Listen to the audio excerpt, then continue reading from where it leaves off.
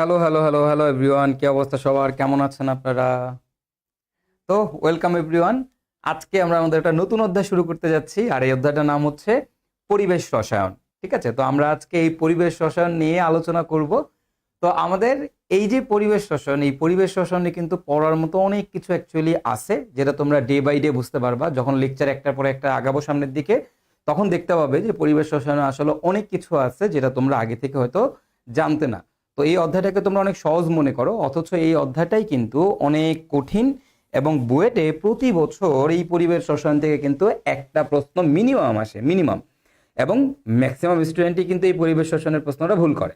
ওকে, তো এখন এই পরিবেশ রসায়ন থেকে কি ধরনের প্রশ্ন আসে এবং আমরা কি কি টাইপের জিনিস দেখবো, এগুলো সবই এখন ভাইয়া তোমাদেরকে একে একে ডিসক্লোজ করে দিব। তো তোমরা সবাই একটু করে কষ্ট করে জয়েন করে ফেলো। তোমরা জয়েন করলেই আমরা আমাদের ক্লাসটা শুরু করে দিচ্ছি। ওকে, আমি একটু সবাইকে মেনশন করে দিই, তোমরা তোমাদের ফ্রেন্ডদেরকে একটু ট্যাগ করে দিতে পারো। ওয়ালাইকুম আসসালাম।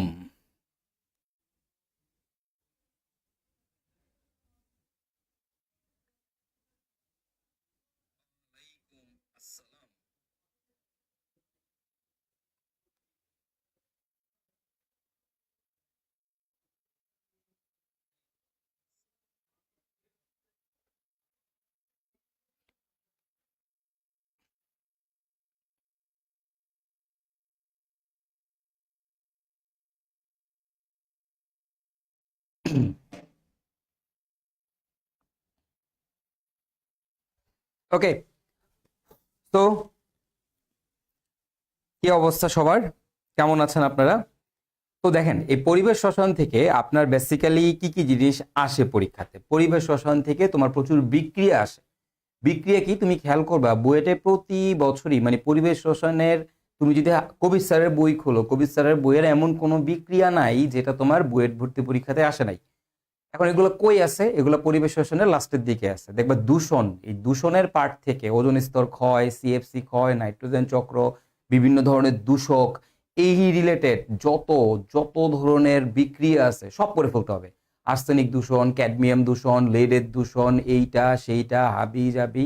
এই লাস্ট পোর্শনটা অনেক বেশি ইম্পর্টেন্ট, অনেক অনেক অনেক বেশি ইম্পর্টেন্ট।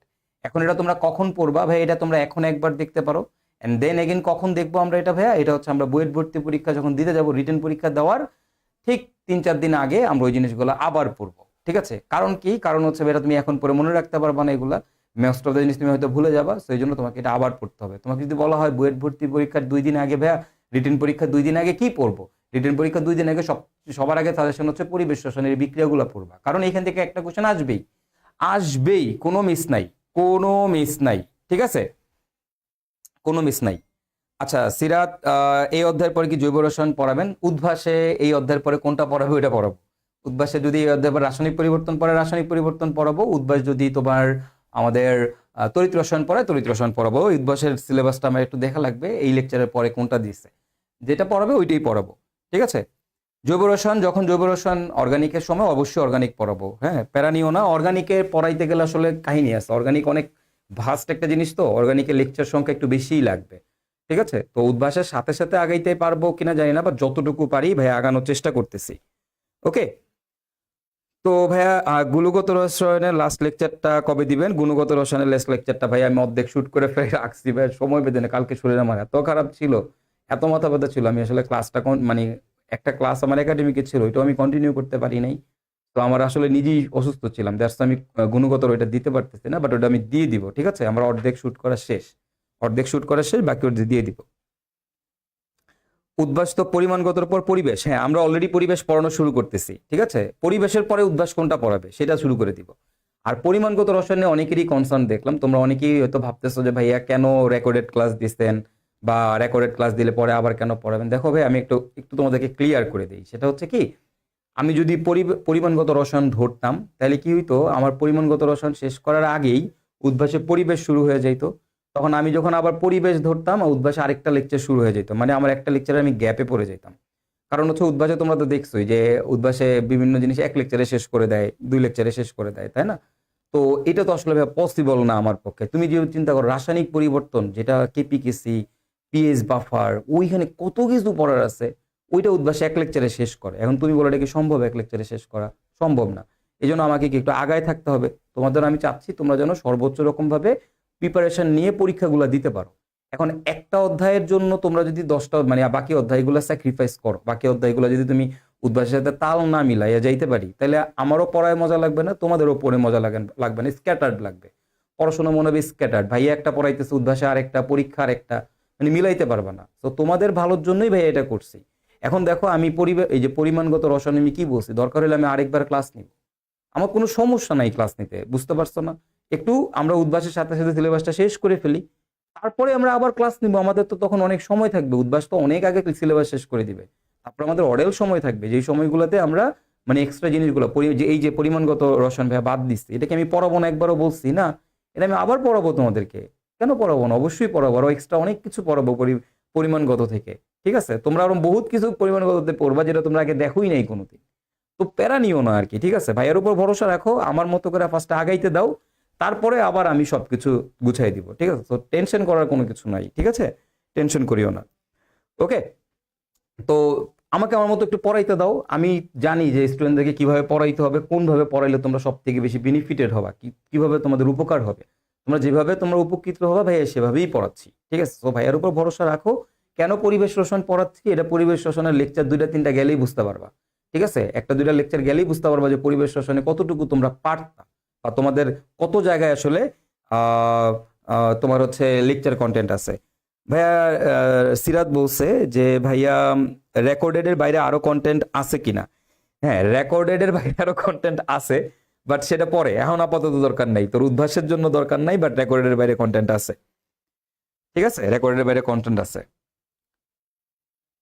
রেকর্ডেড ক্লাস না করলে কি, হ্যাঁ সমস্যা নেই, এখন ধরতে পারবা, কোনো প্যারা নাই।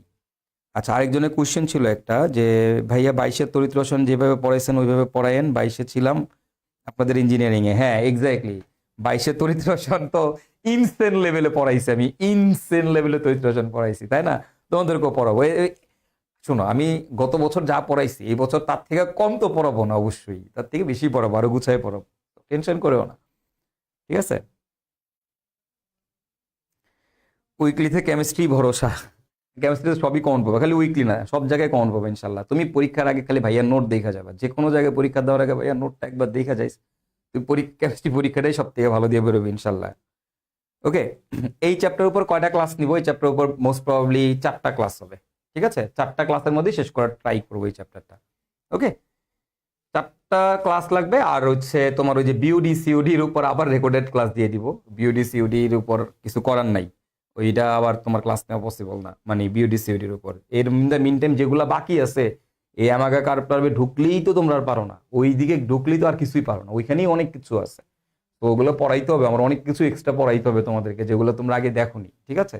বিউডি সিউডির ক্লাস আমি রেকর্ড দিয়ে দিব, ওটা তোমরা ওইখান থেকে রেকর্ড করে নিবা। বাকি এমনিতে আরো এক্সট্রা 4টা ক্লাস লাগবে,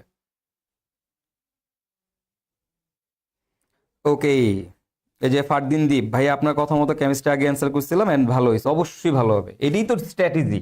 স্ট্র্যাটেজি ভুল করা যাবে না পরীক্ষায়, তুমি ভালো স্টুডেন্ট কিনা, ভালো জানো কিনা, এর থেকে বড় ইম্পর্টেন্ট হচ্ছে তোমার স্ট্র্যাটেজি ভালো কিনা। পরীক্ষাতে তারাই ভালো করে, তারাই ভালো মার্কস পায়, তারাই ভালো জায়গায় চান্স পায় যাদের স্ট্র্যাটেজি ভালো। তো তোমাকে স্ট্র্যাটেজিক্যাল হইতে হবে, পরীক্ষার হলে বসে তো বোকামি করলে হবে না, পরীক্ষার হলে তোমাকে হইতে হবে স্ট্র্যাটেজিক্যাল। কোন কোশ্চেন লিভ নিতে হবে, কোনটা ছাড়তে হবে, কোনটা করতে হবে, এই জিনিসটা আইডেন্টিফাই করা শিখতে হবে, ঠিক আছে? তো কেমিস্ট্রি দিয়ে শুরু করবা সবার আগে, তোমার যে কোনো পরীক্ষা আল্লাহর রহমতে ভালো হবে, ওকে?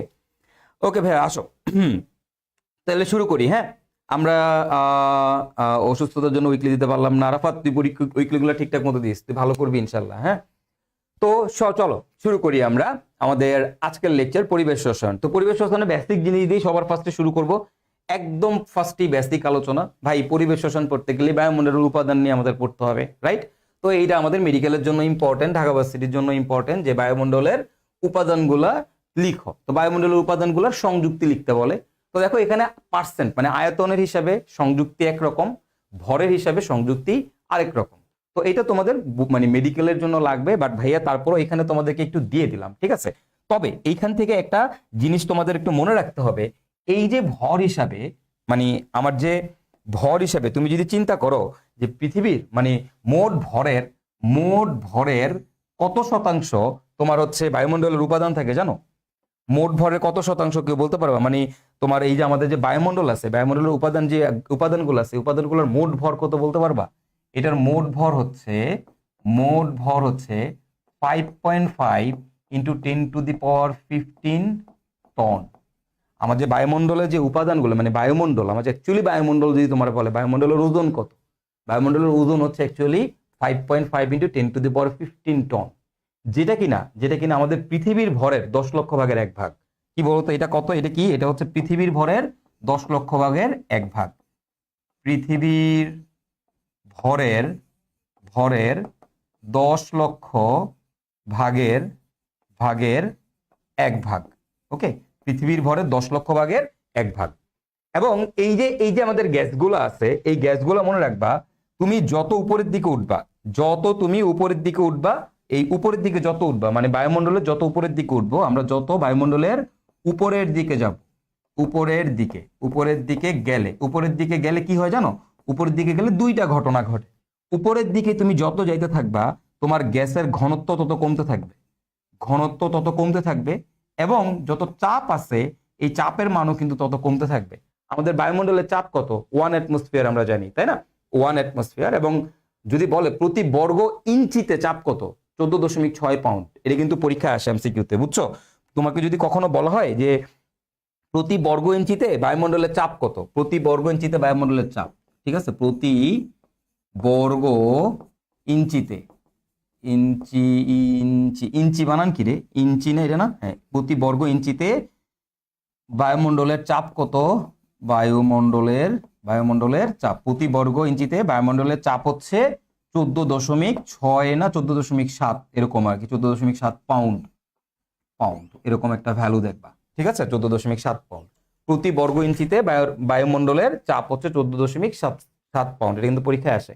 ওকে, আর একটা জিনিস মনে রাখবো, উপরের দিকে গেলে ঘনত্ব কমে, একই সাথে আমাদের প্রেসারও কমে। তাহলে উপরের দিকে গেলে তাপমাত্রা কি পরিবর্তন হয় সেটা নিয়ে আমরা একটু পরে আলোচনা করতেছি, আমাদের যে উপরের দিকে গেলে তোমার তাপমাত্রার কি পরিবর্তন হয়, ঠিক আছে? তো আমরা সেটা নিয়ে আলোচনা করব এখন। তো এই হচ্ছে আমাদের টোটাল বায়ুমণ্ডলের উপাদান, এবং বায়ুমণ্ডলের উপাদানের মানে মোট ভর কত? 5.5 10⁻15 টন। এটা পৃথিবীর ভরের কত ভাগ? 10 লক্ষ ভাগের 1 ভাগ। বায়ুমণ্ডল থেকে যত উপরের দিকে যাব, আমাদের ঘনত্ব তত কমতে থাকবে, আমাদের চাপের মান তত কমতে থাকবে। প্রতি বর্গ ইঞ্চিতে বায়ুমণ্ডলের চাপ কত? 14.7 পাউন্ড। এগুলো হচ্ছে জাস্ট ফর এমসিকিউ, ঠিক আছে? এটা এমসিকিউর জন্য আমি তোমাদেরকে এগুলো দেখাই দিলাম, মেডিকেল পারপাসে, বুয়েটে মানে এবং হচ্ছে তোমার ভার্সিটি পারপাসে। আচ্ছা দেখো, বুয়েটে কিন্তু এই ধরনের প্রশ্ন আসে, কিরকম জানো? তোমার এখানে 5টা উপাদান দিয়ে দিচ্ছে না, এই 5টা উপাদান দিয়ে দিবে, দিয়া বলবে ভর হিসাবে এদের পার্সেন্টেজটা লেখো। জাস্ট খালি এই জিনিসটা লিখবা। এই ধরনের কোশ্চেন বুয়েটে কিন্তু প্রচুর আসছে, এটা কিন্তু এমন না যে নতুন কোশ্চেন না, বুয়েটে এই ধরনের প্রশ্ন আসে। তোমরা দিয়ে দিবে, দিয়ে বলবে পার্সেন্টেজ লেখো 10 মার্ক, এটাতেই 10 মার্ক, বুঝতে পারছো? এটাতেই দেখবা তোমার 10 মার্ক। তো এটা কিন্তু বইটার জন্য খুব কমন কোশ্চেন এই টাইপের। তো তোমরা যদি ভাবো এটা খালি ঢাকা ভার্সিটির জন্য ইম্পর্টেন্ট, না, এটা আসলে সবকিছুর জন্য আমাদের ইম্পর্টেন্ট। তো আমরা প্রথমেই বায়ুমণ্ডলের উপাদান নিয়ে একটু কথা বলে নিলাম। এরপর আমরা যেটা দেখবো সেটা হচ্ছে আমাদের বায়ুমণ্ডলের স্তর। তো ভাইয়ারা, আমরা মোটামুটি সবাই জানি আমাদের বায়ুমণ্ডলের স্তর কয়টা। তো দেখো তো ভাইয়া, আমাদের বায়ুমণ্ডলের স্তর সম্পর্কে আমরা কি মোটামুটি কম বেশি সবাই জানি না বায়ুমণ্ডলের স্তর কয়টা? বায়ুমণ্ডলের স্তর এক সেকেন্ড, এই যে বায়ুমণ্ডলের স্তর। তো আমি একটু এই জিনিসটাকে এই দিকে দেখাই, খেয়াল করো। এই যে ধরো এইটা হচ্ছে আমাদের পৃথিবী, এই জিনিসটা মনে করো হচ্ছে আমাদের পৃথিবী, ঠিক আছে? এটা হচ্ছে আমাদের পৃথিবী, এই যে দিস ওয়ান, এটা হচ্ছে আমাদের পৃথিবী। হ্যাঁ, এখন এই পৃথিবী থেকে এই পৃথিবী পৃষ্ঠে, এটা হচ্ছে পৃথিবী।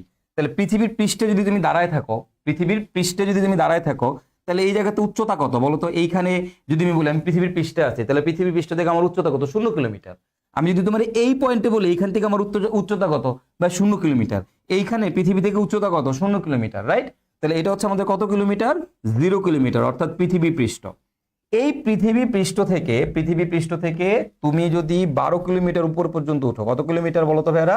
12 কিলোমিটার। এই 0 কিলোমিটার থেকে 12 কিলোমিটার উচ্চতা পর্যন্ত পৃথিবীর বায়ুমণ্ডলে যে স্তরটা পাওয়া যায় সেটাকে বলা হয় ট্রপোস্ফিয়ার। এটার নাম কি বলতো? এটার নাম হচ্ছে ট্রপোস্ফিয়ার।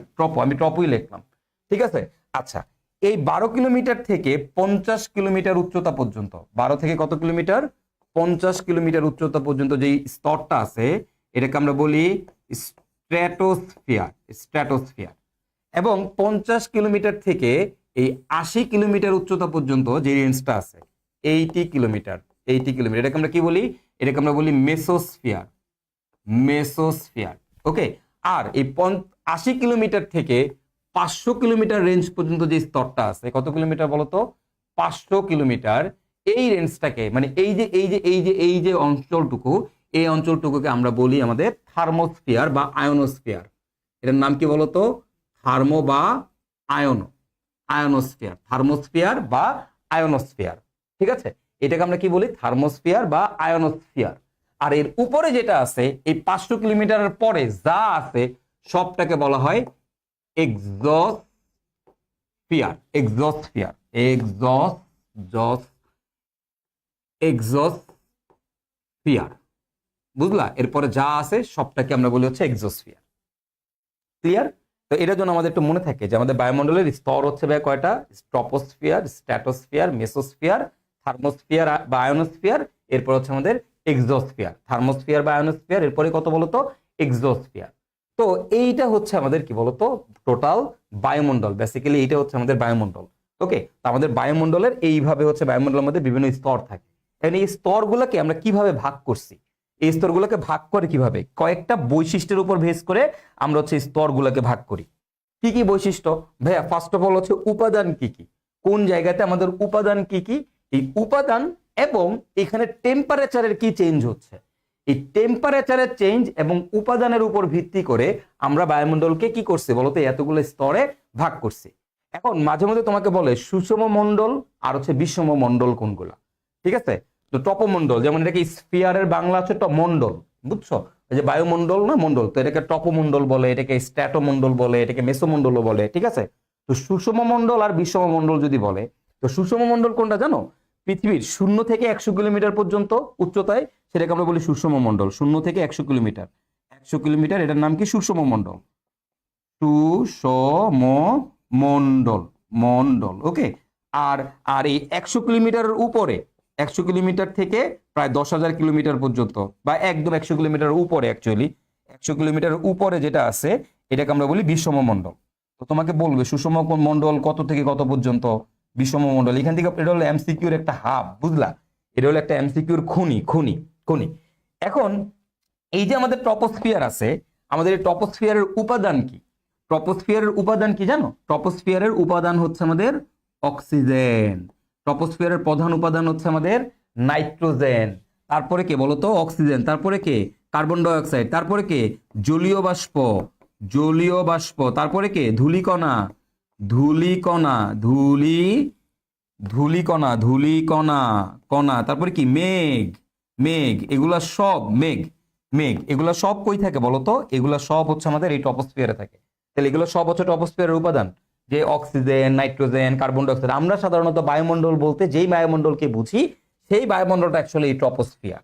সেই বায়ুমণ্ডলটা আসলে কত বলতো? ট্রপোস্ফিয়ার। টোটাল টোটাল যে তোমার আমাদের বায়ুমণ্ডল আছে, টোটাল যে বায়ুমণ্ডল আছে, এই টোটাল বায়ুমণ্ডলের আমাদের প্রায় 70% এই ট্রপোস্ফিয়ারের মধ্যে। আমরা যে বায়ুমণ্ডলকে চিনি তার 70% মানে এইগুলোর আয়তন হিসেবে যে উপাদান আছে তার 70% আসলে ট্রপোস্ফিয়ারের মধ্যে আছে। ক্লিয়ার? তাহলে এইটাই হচ্ছে আমাদের, আমরা যে নিঃশ্বাস নেই, যে বাতাস নেই, এগুলো আসলে ট্রপোস্ফিয়ার। এগুলো আসলে কি বলতো? এটাই আমাদের ট্রপোস্ফিয়ার। এই যে যেটা দেখতেছো এটাই ট্রপোস্ফিয়ার। এখন কত থেকে কত পর্যন্ত? 0 থেকে 12 কিলোমিটার উচ্চতা পর্যন্ত। এবং এই ট্রপোস্ফিয়ারের মধ্যে একটা জিনিস থাকে, সেটা হচ্ছে আরেকটা জিনিস থাকে, কিছু পরিমাণ ওজনও থাকে, অল্প অল্প পরিমাণ কি থাকে? অল্প পরিমাণ ওজন থাকে, অল্প পরিমাণ ওজন থাকে। আমি একটু লিখে রাখি এখানে, ট্রপোস্ফিয়ারের মধ্যে কি থাকে? অল্প পরিমাণ, এটা নিয়ে একটু পরে কথা বলতেছি, অল্প পরিমাণ ওজন থাকে। তাহলে কি কি থাকে? অক্সিজেন থাকে, নাইট্রোজেন থাকে, কার্বন ডাই অক্সাইড থাকে, জলীয় বাষ্প থাকে, ধূলিকণা থাকে, মেঘ থাকে এবং অল্প পরিমাণ ওজন থাকে। তো এই জায়গাতে আমাদের কি হয়? এই জায়গাতেই আমাদের ঝড় বৃষ্টি তুফান হয়। এই যে ঝড় বৃষ্টি তুফান সব কিন্তু আসলে আমাদের ট্রপোস্ফিয়ারে হয়। এই ঝড় বৃষ্টি তুফান ট্রপোস্ফিয়ারে হওয়ার কারণে এটার একটা নাম আছে। এটার নাম কি জানো? এই ট্রপোস্ফিয়ারের আরেকটা নাম হচ্ছে, এটাকে বলা হয় কি? ক্ষুব্ধ মণ্ডল। কি বলা হয় বলতো? ক্ষুব্ধ বায়ুমণ্ডল। যদি কখনো বলে ক্ষুব্ধ বায়ুমণ্ডল কোনটা? ক্ষুব্ধ বায়ুমণ্ডল, ক্ষুব্ধ বায়ুমণ্ডল, ক্ষুব্ধ বায়ুমণ্ডল হচ্ছে আমাদের ট্রপোস্ফিয়ার। ট্রপোস্ফিয়ার কেন? কারণ এখানে ঝড় বৃষ্টি তুফান যা আছে সব এই জায়গাতে হয়। ক্লিয়ার? ঝড় বৃষ্টি তুফান এই জায়গাতে হয়। এখন আমি যদি বলি ভাই আমাদের স্ট্র্যাটোস্ফিয়ার উপাদান কি, বা স্ট্র্যাটোস্ফিয়ারের উপাদান হচ্ছে অক্সিজেন, ওজোন। স্ট্র্যাটোস্ফিয়ার উপাদান কি বলতো? স্ট্র্যাটোস্ফিয়ারের প্রধান উপাদান হচ্ছে ওজোন। আর কি থাকে? সামান্য অক্সিজেন প্লাস নাইট্রোজেন থাকে, সামান্য পরিমাণ অক্সিজেন আর নাইট্রোজেন থাকে। বাট স্ট্র্যাটোস্ফিয়ার প্রধানত কি দিয়ে তৈরি? ওজোন লেয়ার দিয়ে তৈরি। কি দিয়ে তৈরি? ওজোন লেয়ার দিয়ে তৈরি। ক্লিয়ার? তাহলে এটা হচ্ছে আমাদের স্ট্র্যাটোস্ফিয়ার হচ্ছে ওজোন লেয়ার দিয়ে তৈরি।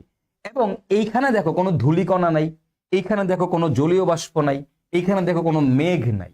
তাহলে যেহেতু কোনো ধরনের ধূলিকণা, জলীয় বাষ্প বা মেঘ নাই, তাই এই স্ট্র্যাটোস্ফিয়ারকে বলা হয় কি জানো? স্ট্র্যাটোস্ফিয়ারকে বলা হয় শান্ত বায়ুমণ্ডল। কি বায়ুমণ্ডল? শান্ত বায়ুমণ্ডল, শান্ত বায়ুমণ্ডল। ঠিক আছে? যদি তোমার বলা হয় বজ্রপাত কই হয়, বা বজ্রপাত ট্রপোস্ফিয়ারে হয়। বজ্রপাত কই হয়? ট্রপোস্ফিয়ারে হয়, কারণ মেঘ থাকে কই? ট্রপোস্ফিয়ারে। তাহলে বজ্রপাত হবে কই? ট্রপোস্ফিয়ারে। বুঝা গেছে? এর উপরে যেটা আছে এটা হচ্ছে আমাদের স্ট্র্যাটোস্ফিয়ার, এবং স্ট্র্যাটোস্ফিয়ারে কিন্তু আমাদের কোনো ধরনের ঝড় তুফান মেঘ কোনো কিছু থাকে না। তো দ্যাটস ওয়াই স্ট্র্যাটোস্ফিয়ারকে বলা হয় শান্ত বায়ুমণ্ডল। ওকে, এরপর আমি যদি বলি আমাদের মেসোস্ফিয়ারে কি থাকে, মেসোস্ফিয়ার উপাদান কি, বা মেসোস্ফিয়ার উপাদান হচ্ছে আমাদের আবারও আগের মতোই। মেসোস্ফিয়ারে থাকে হচ্ছে আমাদের অক্সিজেন থাকে, মেসোস্ফিয়ারে আমাদের নাইট্রোজেন থাকে, এবং মেসোস্ফিয়ারের উপরের দিকে কিছু পরিমাণ আমাদের আয়ন থাকে, অক্সিজেন আয়ন, এরকম কিছু পরিমাণ আমাদের কি থাকে বলতো? আয়ন থাকে। মেসোস্ফিয়ারের উপরের দিকে আমাদের বিভিন্ন ধরনের টুকটাক কিছু পরিমাণ আয়ন থাকে। ক্লিয়ার? বিভিন্ন ধরনের আয়ন থাকে, টুকটাক আয়ন থাকে, অক্সিজেন থাকে, নাইট্রোজেন থাকে, এবং ওজোন থাকে, সামান্য পরিমাণ ওজোন থাকে। তো ওজোন দেখো, ওজোন কিন্তু 3টা লেয়ারেই আছে। এই লেয়ারে হচ্ছে ম্যাক্সিমাম ওজোন থাকে, এই লেয়ারে ম্যাক্সিমাম। আর এখানে সামান্য পরিমাণ ওজোন থাকে, এখানেও সামান্য পরিমাণ ওজোন থাকে। আর এর পরেরটার নাম কি? থার্মো বা কি? আয়নোস্ফিয়ার, তাই না? তাহলে এখানে সবসময় কি থাকবে বলতো? এখানে আয়নই থাকবে। এই যে অক্সিজেন প্লাস, তারপরে ধরো তোমার আমি বললাম হচ্ছে NO প্লাস, তারপরে ধরো তোমার বললাম আমি O প্লাস, বিভিন্ন ধরনের আয়ন থাকে। তাহলে আয়নগুলা এই যেহেতু থার্মোস্ফিয়ার, বুঝতেই পারছো তাপমাত্রা অনেক বেশি, তো অনেক তাপমাত্রায় কি থাকবে? অনেক তাপমাত্রায় তো এরা সাধারণত কি? আয়নিত অবস্থায় থাকবে, কি তাই না? ঠিক আছে, সাধারণত কি হবে বলতো? আয়নিত অবস্থায় তো থাকবে, তাই না? তো এরা হচ্ছে আমাদের কি থাকে বলতো? এই আয়নিত অবস্থায় থাকে। তাহলে কোন স্তরের আমরা মোটামুটি উপাদান কি, আমরা এই জিনিসটা মোটামুটি বুঝে গেলাম, কি তাই না? তো এখন কথা হচ্ছে আমাদের এখান থেকে যে পোজ জিনিসটা কি। মাঝে মধ্যে তোমাকে বলবো ট্রপোপোজ মানে কি, ট্রপোপোজ। তারপরে তোমার বলবে স্ট্র্যাটোপোজ মানে কি, তারপর বলবে মেসোপোজ মানে কি, থার্মোপোজ বা আয়নোপোজ মানে কি। আচ্ছা, পোজ মানে কি জানো? পোজ মানে হচ্ছে এই যে রেখাটা, এই যে রেখাটা দেখতে পাচ্ছ না, এই রেখাটা কি বলা হয়? পোজ। এই যে রেখাটা, যেই রেখাটা হচ্ছে এই ট্রপোস্ফিয়ার এবং স্ট্র্যাটোস্ফিয়ারের সংযোগস্থল, ট্রপোস্ফিয়ার আর স্ট্র্যাটোস্ফিয়ারের সংযোগস্থলকে বলা হয় ট্রপোপোজ। তারপর স্ট্র্যাটোস্ফিয়ার এবং মেসোস্ফিয়ারের সংযোগস্থল, এইটাকে বলা হয় স্ট্র্যাটোপোজ। তারপরে মেসোস্ফিয়ার আর থার্মোস্ফিয়ারের সংযোগস্থলকে বলা হয়, এটাকে বলা হয় কি জানো? এই জায়গাটাকে বলা হয় হচ্ছে মেসোপোজ। ঠিক আছে? পোজ, পয়কার জ, পোজ। ঠিক আছে? তার মানে এই লাইনগুলোকে মনে রাখবা। এই প্রথম লাইনটার নাম ট্রপোপোজ, তারপরের লাইনটার নাম হচ্ছে স্ট্র্যাটোপোজ, তারপরের লাইনটার নাম হচ্ছে মেসোপোজ। তো পোজ আর মন্ডল কিন্তু সেম না, পোজ আর স্ফিয়ার কিন্তু সেম না। ট্রপোস্ফিয়ার এক জিনিস, ট্রপোপোজ এক জিনিস। ট্রপোপোজ মানে কি? ট্রপোপোজ মানে হচ্ছে সংযোগস্থল, এই দুইটা লেয়ারের সংযোগস্থল। ঠিক আছে? তো এটা হচ্ছে আমাদের ট্রপোপোজ, এটা হচ্ছে স্ট্র্যাটোপোজ, এটা হচ্ছে মেসোপোজ, এটা হচ্ছে আমাদের কি বলতো? থার্মোপোজ। ক্লিয়ার? তাহলে ক্ষুব্ধ বায়ুমণ্ডল কি এবং হচ্ছে আমাদের শান্ত বায়ুমণ্ডলকে আমরা মোটামুটি বুঝতে পারছি। তো এখন এই যে স্তরগুলো আছে এখানে খেয়াল করো, এখানে কি থাকে বলতো ভাই? এখানে কিন্তু আমাদের আয়ন থাকে, রাইট? এই জায়গাতে আমাদের আয়ন থাকে। এবং মনে রাখবা এখান থেকে একটা ইম্পর্টেন্ট জিনিস, আমাদের কিন্তু ইন্টারন্যাশনাল স্যাটেলাইট স্টেশন যেটা, ঠিক আছে, ইন্টারন্যাশনাল স্যাটেলাইট স্টেশন যেটা, তো আমাদের এই যে আন্তর্জাতিক মহাকাশ গবেষণা সংস্থা কিন্তু এখানে থাকে, বুঝলা? আন্তর্জাতিক মহাকাশ গবেষণা আন্তর্জাতিক মহাকাশ গবেষণা সংস্থা, ঠিক আছে, এটা কিন্তু এখানে থাকে, বুঝলা? আমাদের যে মানে স্পেস স্টেশন যেটা আছে না, ওই স্পেস স্টেশনটা এইখানে। ক্লিয়ার? এটার জন্য মাথায় থাকে। এবং একটা মজার জিনিস কি জানো? এই যে থার্মোস্ফিয়ার বা আয়োনোস্ফিয়ার আছে না, এই থার্মোস্ফিয়ার বা আয়োনোস্ফিয়ারের মধ্যে অরোরা দেখা যায়। এইখানে কি দেখা যায়? অরোরা দেখা যায়। এইখানে অরোরা, ও রো রা দেখা যায়। অরোরা বেসিক্যালি এই জোনে তৈরি হয়। কেন তৈরি হয় একটু পরে নিয়ে আলোচনা করব। অরোরা কেন ওই জন্য তৈরি হয়? আমাদের যে গ্যাস বেলুন আছে না, গ্যাস বেলুন, এই গ্যাস বেলুন গুলা সাধারণত মেসোস্ফিয়ার পর্যন্ত উঠতে পারে। গ্যাস বেলুন, তুমি যে গ্যাস বেলুন উড়ায় দাও, এই গ্যাস বেলুন গুলা যদি অ্যাকচুয়ালি না ফাটতো, তাইলে বা এদের স্থিতিস্থাপকতা যদি অনেক বেশি হইতো, তাহলে এগুলো একদম মেসোস্ফিয়ার পর্যন্ত উঠে যেত। ঠিক আছে, তাহলে আমাদের গ্যাস বেলুন গুলো কতটুকু পর্যন্ত উঠতে পারতো বলতো? মেসোস্ফিয়ার পর্যন্ত। আর আমাদের যে ওজোন স্তর আছে না, এখান দিয়ে কি চলে জানো? বিভিন্ন ধরনের জেট বিমান আছে না, জেট বিমান। এই জেট বিমান কিন্তু আমাদের হচ্ছে জেট বিমান এই আমাদের এই স্তর দিয়ে চলাচল করে। ঠিক আছে, jet jet jet jet air গুলো এখান দিয়ে চলাচল করে। বুঝতে পারলো? তো এই হচ্ছে আমাদের মোটামুটি আমাদের এই বায়ুমণ্ডলের স্তর নিয়ে একটু আলোচনা। কোন স্তরে কি থাকে না থাকে সবই বুঝাইলাম। এখন এখন আমি দেখাবো তোমাদেরকে, সেটা হচ্ছে যে ভাই আমরা এবার দেখবো যে আমাদের তাপমাত্রা আর চাপের কি পরিবর্তন হয়। অ্যাকচুয়ালি তাপমাত্রা আর চাপের কি পরিবর্তন হয়। দেখো, এই পৃথিবী পৃষ্ঠে তাপমাত্রা কত ডিগ্রি? পৃথিবী পৃষ্ঠে তাপমাত্রা আমরা মোটামুটি সবাই জানি। পৃথিবী পৃষ্ঠে তাপমাত্রা কত ডিগ্রি? কক্ষ তাপমাত্রা, রাইট? কক্ষ তাপমাত্রা। তাহলে আমরা মোটামুটি কম বেশি সবাই জানি আমাদের পৃথিবী পৃষ্ঠের তাপমাত্রাটা কত। 25 ডিগ্রি তোমরা বলতে পারো, তাই না? কিন্তু অ্যাকচুয়ালি না।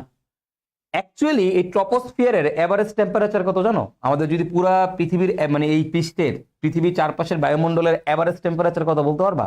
এভারেজ টেম্পারেচার হচ্ছে 15 ডিগ্রি সেলসিয়াস। কত ডিগ্রি বলতো? 15 ডিগ্রি সেলসিয়াস।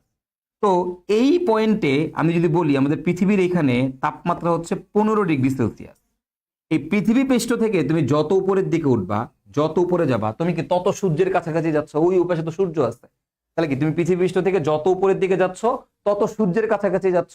তাহলে কি হবে? তুমি বলো তো, পৃথিবী পৃষ্ঠ থেকে উপরের দিকে উঠছি, সূর্যের কাছাকাছি যাইতেছি, তাহলে আমার টেম্পারেচার কি বাড়বে নাকি কমবে? টেম্পারেচার বাড়বে, কি রাইট? টেম্পারেচার বেড়ে যাবে, তাই তো? কিন্তু আসলে না, টেম্পারেচার মান তোমার কমে যাবে। এই জায়গাতে আমাদের টেম্পারেচার হয় -55 ডিগ্রি সেলসিয়াস। খেয়াল করে দেখো কি হয়েছে। তুমি যত উপরের দিকে উঠবে পৃথিবী পৃষ্ঠ থেকে, তোমার টেম্পারেচার তত কমবে। আচ্ছা ভাই, এটা বুঝলাম না কাহিনী, কেন টেম্পারেচার কমবে? একটু তুমি কিছু এক্সাম্পল দেখো। তুমি খেয়াল করো তো, হিমালয়ের চূড়ার মধ্যে কি আছে? কি জমে আছে? বরফ জমে আছে। পাহাড়ের চূড়ায় গেলে ঠান্ডা লাগে। তুমি যখন বাসা দাও, যখন তুমি বাসা ঠিক করতে যাও, তখন তুমি কোথায় বাসা নিতে চাও?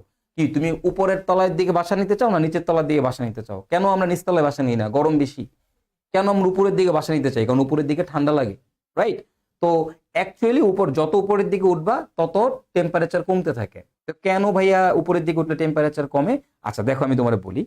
পৃথিবীর যে উপাদান, এই উপাদান কারা? উপাদান হচ্ছে পৃথিবীর বায়ুমণ্ডলের আমাদের ট্রপোস্ফিয়ারের যে উপাদান। ট্রপোস্ফিয়ারের উপাদান হচ্ছে nitrogen, oxygen, carbon die oxide, জলীয় বাষ্প, এরা, রাইট? এর মেন উপাদান হচ্ছে নাইট্রোজেন, অক্সিজেন। এই নাইট্রোজেন এবং অক্সিজেন এরা কিন্তু তাপ শোষণ করে না। মানে সূর্য থেকে যে আলোটা আসতেছে, এই লেয়ার পাস করে যে আলোটা এখানে ঢুকতেছে, এই আলোটাকে কিন্তু বায়ুমণ্ডলের উপাদান শোষণ করতেছে না। তো যেহেতু বায়ুমণ্ডলের উপাদান শোষণ করতেছে না, তার মানে কিন্তু তুমি খেয়াল করো, জীবনে শুনছো যে আমি যে বাতাস কোনোদিন গরম বাতাস হয়?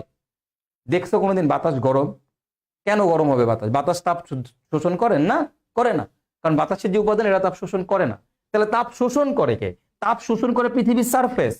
আমার যে পৃথিবী আছে, এই পৃথিবীর সারফেস হচ্ছে তোমার তাপ শোষণ করে। তুমি একটা জিনিস খেয়াল করে দেখবা, তুমি একটু রাস্তার মধ্যে একটা প্রখর রোদের মধ্যে রাস্তার মধ্যে পাড়া দিয়ে দেখো তো, পিচ ডালা রাস্তার মধ্যে, দেখবা রাস্তা গরম হয়ে গেছে। ছাদের উপরে একটু খালি পায়ে হাইটও তো গরম, মানে একদম গরমের দিনে দেখবা আরে এই ছাদ কি গরম, তাই না? আমাদের পৃথিবীর সারফেসের যে বিভিন্ন উপাদান আছে, এরা হচ্ছে তাপ শোষণ করে। তাহলে গরম কে? গরম হচ্ছে পৃথিবী। গরম কে? গরম হচ্ছে পৃথিবী। এখন তুমি চিন্তা করো, এখানে একটা মোম আছে, এই মোম থেকে আমি হাত যত দূরে সরাবো আমার তাপমাত্রা কি তত কমতে থাকবে। তাহলে গরম কে? গরম তো পৃথিবী। পৃথিবী হচ্ছে গরম। তাহলে পৃথিবী থেকে যত উপরের দিকে উঠবো টেম্পারেচার মান কি হবে? কমবে। সো দ্যাটস ওয়াই এইখান থেকে তুমি যত উপরের দিকে উঠবা তোমার টেম্পারেচার মান তত কমতে থাকবে। এটাকে বলা হয় নেগেটিভ ল্যাপস রেট। তাপমাত্রা কমতেছে, সেটাকে আমরা বলি নেগেটিভ ল্যাপস রেট। তো এটার নামই হচ্ছে, এটা কি বলা হয়? নেগেটিভ ল্যাপস রেট, অর্থাৎ টেম্পারেচার কমতেছে। আচ্ছা তুমি যদি চিন্তা করো তার উপরে গেলে কি হবে, দেখো তো। এরপরে এইখান থেকে -55 ডিগ্রি সেলসিয়াস তুমি যদি উপরের দিকে উঠো, তাহলে স্ট্র্যাটোস্ফিয়ারে যত উপরের দিকে উঠবা তোমার টেম্পারেচার কি হবে? আরো কমবে, রাইট? আরো কমবে, রাইট? কিন্তু আসলে না, এখানে টেম্পারেচারটা হয়ে যায় 0 ডিগ্রি সেলসিয়াস। এখানে টেম্পারেচার কত ডিগ্রি সেলসিয়াস হয়ে যাবে? 0 ডিগ্রি সেলসিয়াস। আই হাই কেন এখানে টেম্পারেচার আবার বাড়ে কেন? এই জায়গাতে টেম্পারেচার বাড়ে কেন ভাইয়া? কেন বাড়ে? কারণটি কি জানো? কেন বাড়ে জানো? কারণ হচ্ছে এখানকার যে উপাদান, এখানকার মেইন উপাদান কে? ওজোন। এখানকার মেইন উপাদান কে? ওজোন। এই ওজোন কি করে? ওজোন হচ্ছে সূর্য থেকে যে বিভিন্ন ধরনের রে আসে, এর মধ্যে ইউভি রেকে এই ওজোন শোষণ করে। ইউভি এ রশ্মিকে ওজোন শোষণ করে। 3 ধরনের ইউভি আছে, UV A, UV B, UV C. এগুলো নিয়ে পরে একসময় আলোচনা করবো না, ঠিক আছে? ওকে, তো জেট বিমানগুলো ফুটো করে দেওয়ার কোনো বুদ্ধি নাই। ওকে, তো পৃথিবীর খেয়াল করো ওটা, যে ওজন, ওজন কি করে? ইউভি এ কে শোষণ করে। তোমার যদি পরীক্ষা প্রশ্ন আসতে পারে যে ওজন স্তর নিচের কোনটিকে শোষণ করে? UV A, UV B, UV C. কাকে শোষণ করে? ইউভি এ কে। 3 ধরনের ইউভি রশ্মি আছে, UV A, UV B, UV C. ঠিক আছে, তো এই জন্যই তুমি যখন সানস্ক্রিন কিনি, যারা মেয়েরা আছো এখানে, কে কোন কোন মেয়েরা ক্লাস করতেছে একটু বইলো। মেয়েরা দেখবা প্রচুর সানস্ক্রিন ইউজ করো না তোমরা, ছেলেরাও করে অনেকেই। বাট এই সানস্ক্রিনের মধ্যে দেখবা প্যাকেটের গায়ের মধ্যে সবসময় দেখবা লেখা থাকে UV A protected, UV B protected, UV C protected. দেখবা লেখা থাকে ইউবি বি আর ইউবি সি প্রোটেক্টেড। কারণ ইউবি এ অলরেডি ওজোন স্তর শোষণ করে ফেলে, এটা আসতে দেয় না। তাহলে পৃথিবীতে ঢুকতে পারে কেবল ইউবি বি আর ইউবি সি। এর মধ্যে দেখবা লেখা থাকে যে হচ্ছে UV B protected, UV C protected. তারপর দেখবা এসপিএফ নাম্বার দেওয়া থাকে।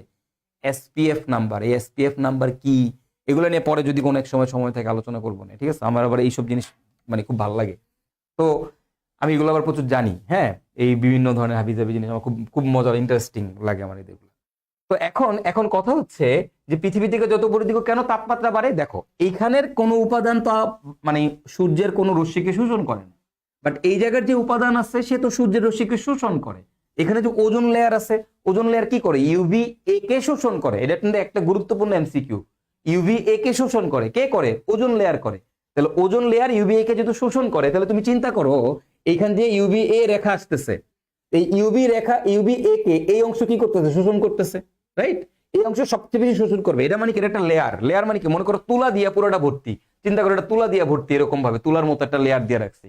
তাহলে উপর থেকে যখন আসবে, তাহলে উপরের সারফেসটা কি সবচেয়ে বেশি ইউভি এ পাবে। তাহলে উপরের সারফেসটা সবচেয়ে বেশি সূর্যের আলো শোষণ করতেছে। তারপরে নিচের দিকে যত আসতে থাকবে তোমার কি তত ইউভি কম, মানে কারণ ইউভি তো উপরের দিকেই শোষিত হয়ে আসতেছে, নিচের দিকে তো আর ইউভি এটা আসতে পারতেছে না। তো দ্যাটস ওয়াই এই অঞ্চলটাতে আমাদের কিন্তু খুব একটা বেশি আলো শোষিত হয় না। আলো যা শোষিত হয় সব কিন্তু আমাদের এইখানেই শোষিত হয়। তো দ্যাটস ওয়াই দেখো যত উপরের দিকে যাচ্ছ টেম্পারেচার বেড়ে যাচ্ছে। কেন বেড়ে যাচ্ছে? কারণ এইখানে কিন্তু আমাদের ওজোন স্তর সূর্যের আলোকে শোষণ করতেছে। দ্যাটস ওয়াই সূর্যের সব থেকে ক্ষতিকর রশ্মি হচ্ছে ইউভি এ, সেটা কি হচ্ছে? ওজোন স্তর শোষণ করে দিচ্ছে। তো এই ইউভি এ কে শোষণ করে দিচ্ছে। দ্যাটস ওয়াই যেহেতু উপরের অংশ বেশি ইউভি পাবে, তো এটা হচ্ছে বেশি উত্তপ্ত হবে, এই অংশটা একটু কম উত্তপ্ত হবে। এই জন্য উপর থেকে নিচে গেলে টেম্পারেচার বাড়ে। যেহেতু টেম্পারেচার বাড়ে, তাহলে এটাকে আমরা কি বলবো? Positive lapse rate. তার মানে এইখানে তুমি পজিটিভ ল্যাপস রেট দেখতে পাবা, ঠিক আছে? তাহলে প্রথম টপোতে নেগেটিভ ল্যাপস রেট, এখানে কি? Positive lapse rate. এরপরে এই মেসোতে গেলে দেখো আবারও যে উপাদানগুলো আছে, এরা কিন্তু কেউই তোমার সূর্যের আলোকে এরকম ভাবে শোষণ করে না। কারণ এই উপাদানগুলো আবারও শোষণ করে, কারণ এখানে দেখো ওজনের পরিমাণ খুবই কম। তো এইগুলো কিন্তু শোষণ করে না। তাহলে কি হবে ভাই বলো তো? তাহলে এই জায়গায় টেম্পারেচারের মান, যেহেতু এই অঞ্চলে কেউ সূর্যের আলোকে শোষণ করছে না, সূর্যের কোনো বিকিরণকে শোষণ করছে না, তাহলে কি হবে বলতো? এখানে গেলে উপরের দিকে উঠলে আবার টেম্পারেচার কমে যাবে, এবং এই জায়গার টেম্পারেচার হচ্ছে -92 ডিগ্রি সেলসিয়াস। কত ডিগ্রি? -92 degree Celsius. তার মানে কি? আবার টেম্পারেচার কমতেছে, 0 থেকে -92 গেছে। তাহলে আবার কি? Negative lapse rate, right? আচ্ছা, এরপরেরটার নাম কি? নামই থার্মোস্ফিয়ার। এটার নামই থার্মোস্ফিয়ার। তাহলে এই অঞ্চলে তাপমাত্রা কেমন? অনেক বেশি। তো এই অঞ্চলে তুমি যত উপরের দিকে উঠবা, তোমার টেম্পারেচারের মান তত বাড়তে থাকবে, এবং এই জায়গায় টেম্পারেচার মান প্রায় 1200 ডিগ্রি সেলসিয়াস পর্যন্ত চলে যায়। অর্থাৎ উপরের দিকে উঠলে টেম্পারেচার মান আবার বাড়তে থাকে। তাহলে আবার কি? Positive lapse rate. তাহলে দেখো প্রথমটা নেগেটিভ ল্যাপস রেট, টেম্পারেচার কমতেছে। তারপরেরটা কি বলতো? পজিটিভ ল্যাপস রেট, টেম্পারেচার বাড়তেছে। তারপরটা আবার কি? নেগেটিভ ল্যাপস রেট, টেম্পারেচার কমতেছে। তারপরটা আবার কি? পজিটিভ ল্যাপস রেট, টেম্পারেচার বাড়তেছে। এখন তুমি বলতো বায়ুমণ্ডলের কোথায় কোথায় আমাদের হচ্ছে টেম্পারেচার সর্বনিম্ন? বায়ুমণ্ডলের টেম্পারেচার সবচেয়ে কম কোন জায়গাটাতে? মেসোস্ফিয়ারে, ট্রপোস্ফিয়ারে, স্ট্র্যাটোস্ফিয়ারে? কোথায় বলতো? কোথায়? তোমরা বলবা মেসোস্ফিয়ারে। আর ডি নাম্বার অপশন হচ্ছে মেসোপোজে। কোথায়? মেসোপোজ। মেসোপোজ, অ্যান্সার হবে মেসোপোজ। কেন মেসোপোজ? কারণ এইটাই তো মেসোপোজ, এই রেখাটাই তো মেসোপোজ। এই সংযোগস্থলেই তো টেম্পারেচার মান সবচেয়ে কম। এই সংযোগস্থলেই তো টেম্পারেচার মান কি বলতো সব থেকে কম। তো এইটাই হচ্ছে আমাদের ভাইয়া এই টোটাল কনসেপ্ট। তার মানে টেম্পারেচার মানে উচ্চতা বাড়লে আমাদের টেম্পারেচার কিভাবে চেঞ্জ হয়, হোপফুলি কনসেপ্টটা আপনারা বুঝতে পারছেন। এবং আমাদের চাপের কি পরিবর্তন হবে, মানে প্রেসার কি হবে। আমি যদি একটু খেয়াল করি আমাদের প্রেসার কি হবে, এই জায়গাতে টেম্পারেচার 15°C, এখানে প্রেসার কত 760 মিলিমিটার মার্কারি, 760 মিলিমিটার মার্কারি, কিরে তাই না? এখানে চাপ কত 760 মিলিমিটার মার্কারি। এই জায়গাতে চাপ কত জানো, এই পয়েন্টে চাপের মান হচ্ছে 10 মিলিমিটার মার্কারি, কারণ যত উপরের দিকে উঠবে চাপের মান সবসময় কমতে থাকবে। এই জায়গায় কত জানো, এই জায়গায় চাপের মান আরো কমবে, এটা হচ্ছে 1 মিলিমিটার মার্কারি। এই জায়গায় চাপের মান কত জানো, এটার মান হচ্ছে 0.0001 মিলিমিটার মার্কারি। এখানে চাপের মান আরো কমে যায়। তাহলে যত উপরের দিকে উঠবা চাপের মান তত কমে যাবে। 760 থেকে 10 মিলিমিটার মার্কারি, 10 থেকে 1 মিলিমিটার মার্কারি, 1 থেকে 0.001 মিলিমিটার মার্কারি। ক্লিয়ার? আচ্ছা, এই অরোরার বাংলা কি? কেউ কি বলতে পারবা অরোরার বাংলা কি? এইটা দেখবা ঢাকা ভার্সিটিতে আসবে। অরোরা দিবে না, দিবে অন্য একটা জিনিস। অরোরার বাংলা কি জানো? অরোরার বাংলা হচ্ছে মরুজ্যোতি। মরুজ্যোতি।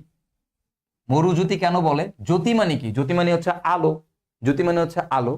তো এই আলোগুলা মেরু অঞ্চলে দেখা যায়। তো মেরু অঞ্চলে দেখা যায় বলে এটাকে বলা হয় মরুজ্যোতি, সরি মেরুজ্যোতি। মরু না, মেরুজ্যোতি বলা হয়, মেরুজ্যোতি। ঠিক আছে? তো মেরু অঞ্চলে দেখা যায় বলে এটাকে বলা হয় কি মেরুজ্যোতি বলা হয়। ঠিক আছে? কারণ মেরু অঞ্চলে একটা আলো দেখা যায়, আলোকছটা দেখা যায়। এটাকে আমরা বলি হচ্ছে অরোরা। এটাকে আমরা বলি হচ্ছে অরোরা। ওকে, আসো তাহলে এবার ভাইয়া, তাহলে এইটুকু আমরা মোটামুটি বুঝতে পারছি, রাইট? আচ্ছা, এখন এইখান থেকে একটা ইম্পর্টেন্ট জিনিস তোমাদেরকে একটু বলে রাখি ভাইয়া। সেটা হচ্ছে যে তোমরা এই যে আমাদের যে থার্মোস্ফিয়ার আছে, ঠিক আছে, আমাদের যে থার্মোস্ফিয়ার আছে, এই থার্মোস্ফিয়ারে কি হয়, মেরুজ্যোতির তৈরি হয়। থার্মোস্ফিয়ারে কি হয়, ইন্টারন্যাশনাল স্যাটেলাইট স্টেশনটা আছে, তাই না? এই থার্মোস্ফিয়ারের যে নিচের অংশটুকু আছে, থার্মোস্ফিয়ারের নিচের অংশটুকু, এই নিচের অংশটুকুকে বলা হয় কেনেলি হেভিওয়েট স্তর। কেনেলি হেভিসাইড স্তর বলা হয়। এটাকে বলা হয় এই জায়গাতে, এই নিচের অংশকে, থার্মোস্ফিয়ারের নিচের অংশকে বলা হয়, এভাবে লেখা রাখি, থার্মোস্ফিয়ার। থার্মোস্ফিয়ারের নিচের অংশকে কি বলে? নিচের অংশকে, থার্মোস্ফিয়ারের নিচের অংশকে কেনেলি হেভিসাইড, হেভি তোমার হচ্ছে সাইড স্তর বলা হয়, হেভিসাইড স্তর। যদি বলা হয় কেনেলি হেভিসাইড স্তর কি, কেনেলি হেভিসাইড স্তর হচ্ছে থার্মোস্ফিয়ারের নিচের অংশটুকু, থার্মোস্ফিয়ারের নিচের অংশটুকু, এই যেরকম নিচের অংশটুকু, এটাকে বলা হয় কেনেলি হেভিসাইড স্তর। ঠিক আছে? এগুলো পুরাটাই ভাই তোর এমসিকিউতে ভরা একটা জিনিস, মানে এমসিকিউ আর এমসিকিউ এই জায়গার মধ্যে। ঠিক আছে? Use MCQ. চিন্তা করে দেখো কত কিছু এই জায়গাতে পড়াইলাম, তাই না, ছোট্ট একটা জায়গার মধ্যে। আসো তাহলে এবার আমরা একটু তারপরেরটা দেখি। এখন হচ্ছে তোমাদেরকে একটা গ্রাফ দেখাই। ঠিক আছে? গ্রাফটা হচ্ছে এরকম যে মনে করো আমার এই দিকে আছে হচ্ছে তাপমাত্রা। ওকে, এদিকে কি আছে? তাপমাত্রা আছে। আরে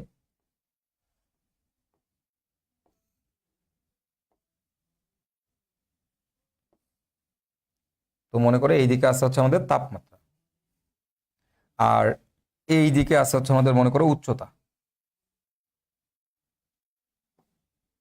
এই দিকে আছে হচ্ছে উচ্চতা। এই তাপমাত্রার সাথে উচ্চতার গ্রাফ। ঠিক আছে? এটা আমাদের পরীক্ষায় প্রায় সময় আসতে দেখা গেছে। দেখো, খেয়াল করো, তাপমাত্রার সাথে উচ্চতার গ্রাফ। এই যে প্রথম স্তর, তারপরে হচ্ছে আমাদের দ্বিতীয় স্তর। ওকে, 12 কিলোমিটার, 12 কিলোমিটার, তারপরটা কত 50 কিলোমিটার, তাই না? এই মনে করো 50 কিলোমিটার, তারপরটা 80 কিলোমিটার, তারপরটা আমাদের 500 কিলোমিটার। ওকে, তাহলে একটু খেয়াল করো এখন। তাহলে আমি একটু লিখি 0, তারপর হচ্ছে 12, তারপরে 50, তারপরে 80, তারপর হচ্ছে আমাদের 500। কোন এককে আছে বলো তো? কিলোমিটারে আছে। এগুলো সব কিলোমিটার এককে আছে। আর এখানে কি আছে বলো তো? তাপমাত্রা। এখানে আছে আমাদের তাপমাত্রা। ওকে, তাপমাত্রা। এখন তুমি একটা জিনিস খেয়াল করো যে তোমার তোমার এই ট্রপোস্ফিয়ারে, এটা কি আমাদের ট্রপোস্ফিয়ার না? এই অংশটা ট্রপোস্ফিয়ার। ট্রপোস্ফিয়ারের তাপমাত্রা কত degree? 15 degree Celsius. 15 degree Celsius, তাই না? তো ট্রপোস্ফিয়ার যত উপরের দিকে যাবো, 12 কিলোমিটার অঞ্চল, ওইখানে তাপমাত্রা কত ডিগ্রি? ওইখানে তাপমাত্রা 55 -55 ডিগ্রি। তাহলে -55 কোন দিকে হবে? এই দিকে হবে। তাহলে এটা হচ্ছে আমাদের -55 degree Celsius, -55 degree Celsius, -55 degree Celsius, তাই না? আচ্ছা, এবার তুমি চিন্তা করো, তুমি যদি 50 কিলোমিটার উপরে যাও, 50 কিলোমিটার কত ডিগ্রি হয়? 0 ডিগ্রি সেলসিয়াস। তাহলে মনে করো এই হচ্ছে আমাদের 0 ডিগ্রি সেলসিয়াস। এখানে এখানে কত বলতো? 0 ডিগ্রি সেলসিয়াস। আচ্ছা, তারপরে তুমি যদি 80 কিলোমিটার উপরে যাও তাহলে কত হয়? -92। তাহলে -92, এই যে এই জায়গাতে হচ্ছে আমাদের -92 ডিগ্রি সেলসিয়াস। আর তারপরে কত? 1200 ডিগ্রি সেলসিয়াস।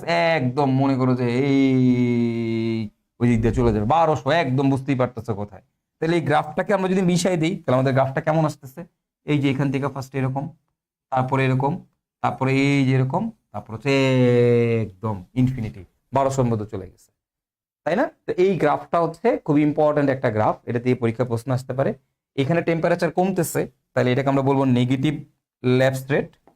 টেম্পারেচার কমতেছে তাহলে কি বলবো? Negative lapse. এটাকে আমরা বলবো পজিটিভ পজিটিভ ল্যাপস।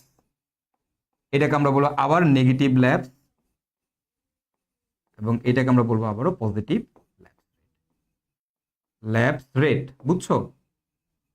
রেট, আমি ল্যাপস রেট এখানে জায়গা নাই দেখে লিখলাম না। Lapse rate, lapse rate. Okay, যাই হোক, এই হচ্ছে কাহিনী। তো আশা করি কনসেপ্টটা তোমরা বুঝতে পারছো। হ্যাঁ, তো এইটাই হচ্ছে আমাদের মোটামুটি বায়ুমণ্ডলের স্তর সম্পর্কে তোমাদেরকে টুকটাক আমি একটা আইডিয়া দিয়ে দিলাম। ঠিক আছে, মোটামুটি হোপফুলি এই কনসেপ্টটুকু আমরা বুঝতে পারছি। ঠিক আছে, এইটুকু আমরা মোটামুটি বুঝতে পারছি। আর এক্সোস্ফিয়ারে, আসলে এক্সোস্ফিয়ার নিয়ে খুব বেশি আইডিয়া নাই। ঠিক আছে, এক্সোস্ফিয়ারে সাধারণত তোমার হচ্ছে সোলার উইন্ড বা প্লাজমা টাইপের জিনিসপাতি থাকে, প্রচন্ড রকমের প্লাজমা থাকে আর কি বেসিক্যালি এই এক্সোস্ফিয়ারের মধ্যে। ঠিক আছে, এর আগে এখানে প্রচুর পরিমাণে আমাদের ক্যাটায়ন্স থাকে, মানে বিভিন্ন ধরনের আয়ন্স থাকে আর কি। হ্যাঁ, ওকে, তো এইটুকু আমরা মোটামুটি বুঝে গেলাম। তো এখন এখন আমরা যেটা দেখব সেটা হচ্ছে আমাদের এই যে মেরুজ্যোতি বা অরোরা জিনিসটা আসলে কি। অরোরা বা মেরুজ্যোতি জিনিসটা আসলে কি? এই দেখো, মেরুজ্যোতি বা অরোরা, এটা অবশ্য বেসিক্যালি জানো এটা হচ্ছে দুই ধরনের। এটা দুই ধরনের, এটা আমার খুবই পছন্দ, আমার ছোটবেলা থেকেই খুব পছন্দ। আমার খুব ইচ্ছা যে আমি একবার নরওয়েতে যাব এই অরোরা দেখার জন্য, কারণ নরওয়েতে অরোরা দেখার জন্য বেস্ট। ওকে, তো এই মেরুজ্যোতি বা অরোরা জিনিসটাকে, অরোরা হচ্ছে দুই ধরনের। একটাকে বলা হয় northern lights, northern lights lights, আরেকটাকে বলা হয় হচ্ছে সাউদার্ন লাইট। অর্থাৎ দক্ষিণ মেরুতে যেটা তৈরি হবে সেটাকে বলবো সাউদার্ন সাউদার্ন লাইটস। আলাস্কার দিকে আর কি এটা দেখা যায় সাউদার্ন লাইটস, আর এটা হচ্ছে নর্দার্ন লাইটস। ঠিক আছে, এখন এই যে নর্দার্ন লাইটস, এটাকে বলা হয় অরোরা বোরিয়ালিস। এটার আরেকটা নাম হচ্ছে অরোরা বোরিয়ালিস। আর এই সাউদার্ন লাইট, এটাকে বলা হয় Arora australis. Arora australis, Arora australis. আচ্ছা, এখন এগুলোর বাংলা কি? বাংলা একটা নাম হচ্ছে সুমেরু জ্যোতি, আর এটাকে বলা হয় কুমেরু জ্যোতি। নর্দার্ন লাইটস কে বলা হয়, এটার বাংলাটা হচ্ছে সুমেরু জ্যোতি, সুমেরু জ্যোতি। আর এটাকে বলা হয় কুমেরু জ্যোতি, কুমেরু জ্যোতি। ওকে, কুমেরু জ্যোতি। তোমরা এটা দেখছো, তোমরা এটা সবাই কম বেশি অরোরা দেখছো। অরোরা অ্যাকচুয়ালি ভিডিও দেখছো তোমরা সবাই। ভিডিও কই দেখছো জানো? সেটা হচ্ছে যে আমাদের দেখবা যে এই যে আকাশের মধ্যে দেখবা নীল কালার, মানে বিভিন্ন ধরনের নীল, তারপর হচ্ছে সবুজ সবুজ কালারের দেখবা যে আলোক ছোটা দেখা যায় আকাশের মধ্যে। এটার ভিডিও তোমরা কম বেশি সবাই দেখছো। এই ফেসবুকের যুগে, ইউটিউবের এই যুগে এসে যদি তোমরা বলো অরোরা দেখো না, এটা খুব প্যাথেটিক। সো অরোরা আমরা মোটামুটি, অরোরা আমরা হচ্ছে মোটামুটি কম বেশি সবাই দেখছি, কম বেশি আমরা সবাই দেখছি আর কি। হ্যাঁ, মানে ইউটিউবে অ্যাটলিস্ট তুমি দেখছো অরোরা কি জিনিস। তো তুমি অরোরা কিভাবে তৈরি হয় বা এটা যদি তুমি অ্যাকচুয়ালি ফিল করতে চাও, আমি সাজেস্ট করবো তোমরা হচ্ছে ইউটিউবে ভিডিও দেখো। হ্যাঁ, টেডএক্সের একটা ভিডিও আছে, আরো বেশ কিছু শর্টস আছে, দেখো তোমরা। খুব সুন্দর সুন্দর, খুব সুন্দরভাবে এক্সপ্লেইন করা আছে অরোরা কিভাবে তৈরি হয়। বাংলাদেশেও বেশ কয়েকটা চ্যানেল আছে যারা বাংলা একদম ডেসক্রাইব করছে যে অরোরা বা এই মেরুজ্যোতি কিভাবে তৈরি হয়। ঠিক আছে, তো এটা বেসিক্যালি কিভাবে তৈরি হয় আমি তোমাদেরকে, আমি যদি কেমিস্ট্রির ভাষায় বুঝাই, ঠিক আছে, কেমিস্ট্রির ভাষায় যদি তোমাদেরকে বুঝাই তাহলে ঘটনাটা কি হয় একটু বুঝো। ঘটনাটা হচ্ছে এরকম যে, ঘটনাটা হচ্ছে এরকম, মনে করো এটা হচ্ছে তোমার পৃথিবী, মনে করো এটা হচ্ছে আমাদের পৃথিবী, ওকে, এটা হচ্ছে আমাদের পৃথিবী। তো এই যে পৃথিবী, তো পৃথিবীর এইটা হচ্ছে তোমার একটা মেরু, এটা হচ্ছে তোমার আরেকটা মেরু। তো তোমরা তো জানো যে আমাদের যে পৃথিবী, এই পৃথিবীতে কিন্তু তোমার পৃথিবী নিজে কি হিসেবে কাজ করে, একটা ম্যাগনেটিক ফিল্ড হিসেবে কাজ করে। পৃথিবী নিজেই একটা ম্যাগনেট হিসেবে কাজ করে, এটা তো তোমরা জানো, পৃথিবীতে ম্যাগনেটিক ফিল্ড আছে, জানো না তোমরা? এটা কিন্তু আমরা কম বেশি সবাই জানি যে আমাদের পৃথিবীতে একটা ম্যাগনেটিক ফিল্ড আছে। পৃথিবী কেন ম্যাগনেট হিসেবে কাজ করে, এটা কি কেউ জানো? আমার এগুলো নিয়ে অনেক ভিডিও বানাইতে মন চাই, কিন্তু আমি সময় পাই না, নাহলে এগুলো নিয়ে বানাইতাম যে পৃথিবী কেন ম্যাগনেট হিসেবে কাজ করে। আচ্ছা যাই হোক, তো এখন আমাদের যে পৃথিবী, এই পৃথিবীর ম্যাগনেটিক ফিল্ড আছে, রাইট? এই যে ম্যাগনেটিক ফিল্ড গুলো কি এরকম ভাবে এই এক মেরু থেকে আরেক মেরুর দিকে এরকম ভাবে, আবার কি এইখান দিয়ে কি যে এরকম ভাবে, রাইট? এরকম না, এটাই তো আমাদের পৃথিবীর ম্যাগনেটিক ফিল্ড। তো এই যে পৃথিবীর ম্যাগনেটিক ফিল্ড যে আছে, তো এটা হলো পৃথিবী। এখন এইখান থেকে করে কি, এইখানে মনে করো আছে সূর্য, এই জায়গাতে আছে বস, সূর্য আছে। তো সূর্য থেকে কন্টিনিউয়াসলি সূর্যের যে সারফেসটা আছে না, এই সারফেসটাকে বলা হয় করোনা। সূর্যের এই সারফেসকে বলা হয় করোনা। এই করোনাতে টেম্পারেচার থেকে অনেক বেশি, তো এইখান থেকে অনেক রেডিয়েশন বের হয়, প্রায় সময় রেডিয়েশন বের হয়। তো এই রেডিয়েশনটাকে আমরা বলি সোলার উইন্ড। কি বের হয় বলতো, এখান থেকে প্রচুর সোলার উইন্ড যায়। তো এই সোলার উইন্ড প্রতিনিয়ত সূর্য থেকে প্রচুর পরিমাণে সোলার উইন্ড আসে। এখন এই সোলার উইন্ড গুলো আসলে কি, সোলার উইন্ড গুলো অ্যাকচুয়ালি হচ্ছে, তোমরা তো জানো এইখানে আমাদের নিউক্লিয়ার ফিউশন বিক্রিয়া হয়, পড়ছি না? এই সূর্যের মধ্যে কি বিক্রিয়া হয়, নিউক্লিয়ার ফিউশন বিক্রিয়া, অর্থাৎ হাইড্রোজেন মিলে হিলিয়াম তৈরি করে, ওই যে ওই বিক্রিয়াটা। তখন এইখান থেকে প্রচুর পরিমাণে চার্জ পার্টিকেল নির্গত হয়, প্রচুর পরিমাণে পজিটিভ চার্জ, প্রচুর পরিমাণে নেগেটিভ অর্থাৎ চার্জ পার্টিকেল নির্গত হয়। যেই চার্জ পার্টিকেল গুলোকে আমরা একত্রে বলি তোমার হচ্ছে সোলার উইন্ড বা প্লাজমা। কি আকারে বের হয়, প্লাজমা আকারে বের হয়। তাহলে এইখান থেকে প্রচুর পরিমাণে সোলার উইন্ড এইদিকে আসতে থাকে, সোলার উইন্ড কি করতে থাকে, এইদিকে আসতে থাকে। তো এই সোলার উইন্ড যখন এইদিকে আসে, তো সোলার উইন্ড তো খারাপ, এটা তো তোমরা বুঝতেই পারতেছো, সোলার উইন্ড কি খারাপ জিনিস। তো এই পৃথিবীর যে ম্যাগনেটিক ফিল্ড আছে, এই ম্যাগনেটিক ফিল্ড বেসিক্যালি এই সোলার উইন্ড থেকে আমাদেরকে রক্ষা করে, সোলার উইন্ডগুলো থেকে কি করে, রক্ষা করে। তো এইখান থেকে যখন এই পজিটিভ চার্জ পার্টিকেল গুলো যখন এইখানে আসতে থাকে, তো আসলে যখনই তোমার আমাদের এই ম্যাগনেটিক ফিল্ডের সাথে এসে বাড়ি খায়, তখনই ধরো এই যে সোলার উইন্ড, মনে করো প্লাজমা আসলো, আইসা কি করবো, এই ম্যাগনেটিক ফিল্ডের সাথে বাড়ি খাবে। ম্যাগনেটিক ফিল্ড কি হিসেবে কাজ করে, শিল্ড হিসেবে কাজ করে। তো ম্যাগনেটিক ফিল্ড এই সোলার উইন্ড গুলাকে এইদিকে পাঠায় দেয়। এই কি বরাবর পাঠায় দেয়, ধরো এই যে এই মনে করো একটা সোলার উইন্ড আসছে, এই যে একটা সোলার উইন্ড আসছে, এই সোলার উইন্ডটা যখনই গিয়ে এইখানে গিয়ে বাড়ি খাবে, তখনই সোলার উইন্ড গুলাকে সে দুই দিকে ডাইভার্ট করে দিবে, এইদিকে যা এইদিকে যা, দুই দিকে ডাইভার্ট করে দিবে।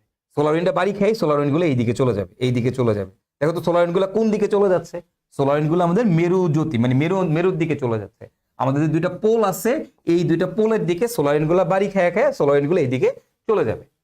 তো যখন এইদিকে চলে যাচ্ছে, তখন এই পয়েন্ট গুলাতে যখন এইদিকে আসতেছে, আসার পরে কি হইতেছে, আসার পরে যেটা হইতেছে, দেখো তোমাকে আমি কি বলছি, অরোরা কোন অঞ্চলে পাওয়া যায়, কোন অঞ্চলে অরোরা দেখা যায়, থার্মোস্ফিয়ার অরোরা দেখা যায়। তো থার্মোস্ফিয়ারের উপাদানগুলো কি, উপাদানগুলো হচ্ছে অক্সিজেন, ও প্লাস, এনও প্লাস, এই ও প্লাস, ও টু প্লাস, মানে কি আয়ন আছে, প্রচুর পরিমাণে পজিটিভ চার্জ যুক্ত আয়ন আছে, তাই না? তো বসে কি, এটা কি যুক্ত পার্টিকেল, চার্জ যুক্ত পার্টিকেল বলছি না, এটা চার্জ যুক্ত পার্টিকেল। তো এইখান থেকে এই সোলার উইন্ড থেকে আসা যে ইলেকট্রন আছে, এই ইলেকট্রন গুলা আমাদের এই আয়নোস্ফিয়ারের আয়ন গুলা গ্রহণ করে, ও টু প্লাস এই ইলেকট্রনকে গ্রহণ করে অক্সিজেনে পরিণত হয়। ইলেকট্রন কি করে, গ্রহণ করে। তাহলে চিন্তা করো, ইলেকট্রন যখন তোমার গ্রহণ করতেছে, ইলেকট্রন যখন ঢুকতেছে একটা পরমাণুর কক্ষপথে, তাহলে ইলেকট্রন কি করে, শক্তির বিকিরণ করে। শক্তির বিকিরণ করলে তুমি কি দেখো, বর্ণালী দেখো, কালার দেখো। তো দ্যাটস ওয়াই এই অঞ্চলগুলোতে সোলার উইন্ডটা বাড়ি খেয়ে যখন এই অঞ্চলে চলে আসে, তখন এইখানেকার আমাদের আয়নোস্ফিয়ারের এই আয়নগুলা ইলেকট্রন গ্রহণ করে। আয়নগুলো ইলেকট্রন গ্রহণ করার কারণে কি হয়, এই অঞ্চলে এবং এই অঞ্চলে আমাদের ইলেকট্রন গ্রহণ করে, ফলে ইলেকট্রনের শক্তি বিকিরণ হয়। আর ইলেকট্রনের শক্তি বিকিরণ হওয়ার কারণে এখানে আমাদের মেরু জ্যোতি তৈরি হয়, কালার তৈরি হয়, বিভিন্ন ধরনের কালারের আমরা আলোকছটা দেখতে পাই।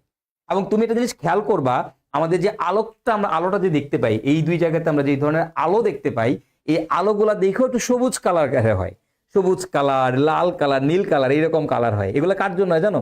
তুমি খেয়াল করে দেবা, পার্টিকুলারলি দুই তিনটা কালারই দেখা যায়, নীল কালার, সবুজ কালার, লাল কালার, এই রুমের মধ্যেই তুমি দেখতে পাবা।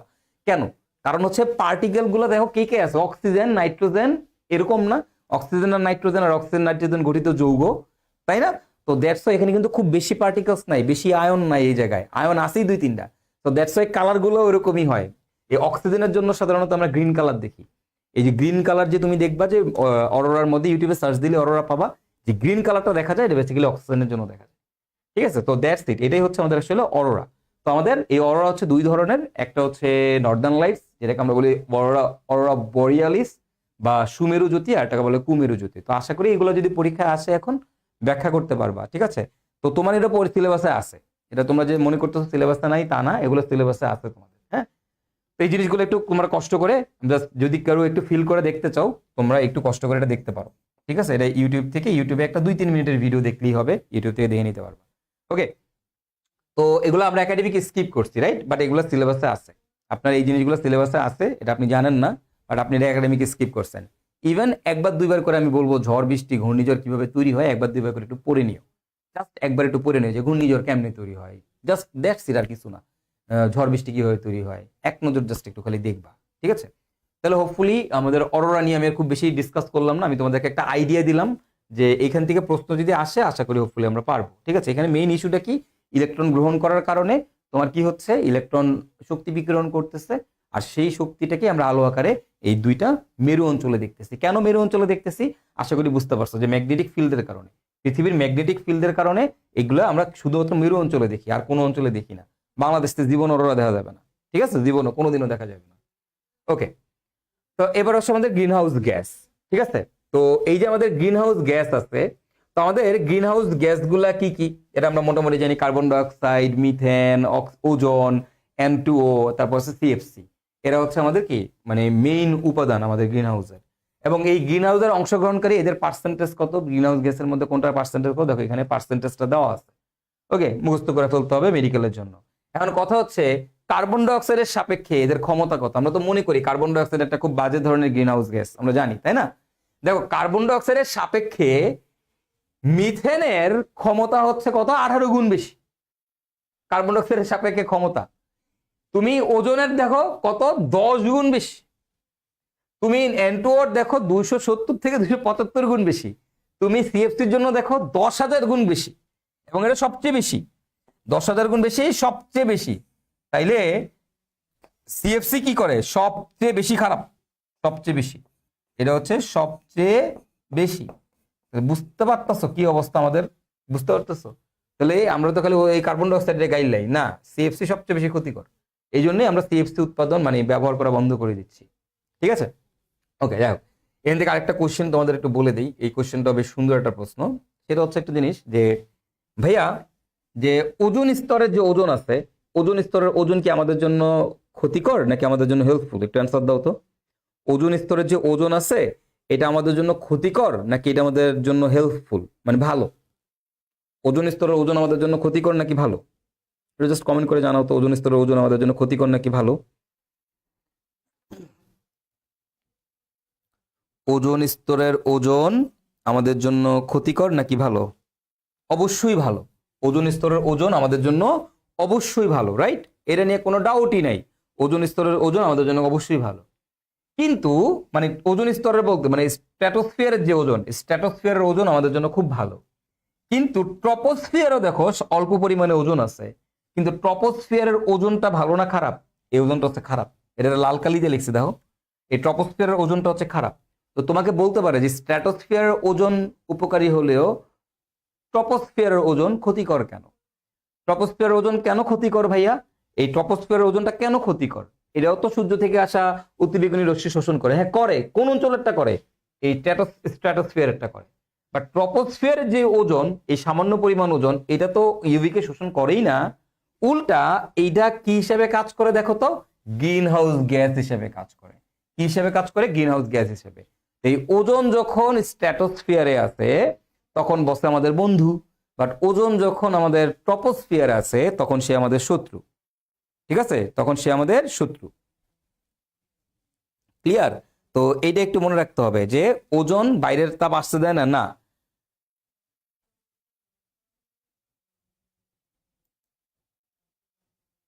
ভাই এটা কি আগে থেকে ছিল না? এটা আগে থেকেই ছিল। এটা সবসময় মানে ক্ষতিকর কিছু না, মানে ওজন অল্প স্বল্প আমাদের বায়ুমণ্ডল আগে থেকেই ছিল। ঠিক আছে, ওজন আমাদের জন্য ভালো, হ্যাঁ ভালো, বাট ট্রপোস্ফিয়ার যে ওজন, ট্রপোস্ফিয়ারের ওজন আমাদের জন্য ভালো না। কারণ ট্রপোস্ফিয়ার ওজন কি হিসেবে কাজ করে? গ্রিন হাউস গ্যাস হিসেবে কাজ করে। তো এই ধরনের কোশ্চেন পরীক্ষা আসতে পারে, একটু লেখা রাখো এগুলা এগুলা, মানে প্রশ্ন সহজ, জাস্ট জানতে হবে আর কি। স্ট্র্যাটোস্ফিয়ারের ওজন, স্ট্র্যাটোস্ফিয়ারের ওজন, ওজন ওজন হ্যাঁ বন্ধু হলেও হলেও ঠিক আছে, ট্রপোস্ফিয়ারের ওজন শত্রু কেন? ট্রপোস্ফিয়ারের ওজন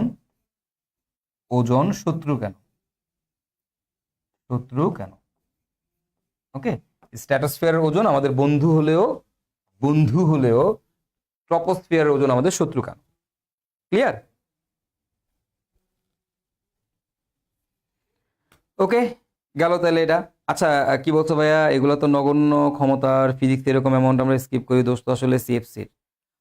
দোষ, সব দোষই সিএফসি সব গ্যাঞ্জামটা করে। ঠিক আছে, রাসায়নিক পরিবর্তনে দেখবি সিএফসি নিয়ে কত আলোচনা আছে।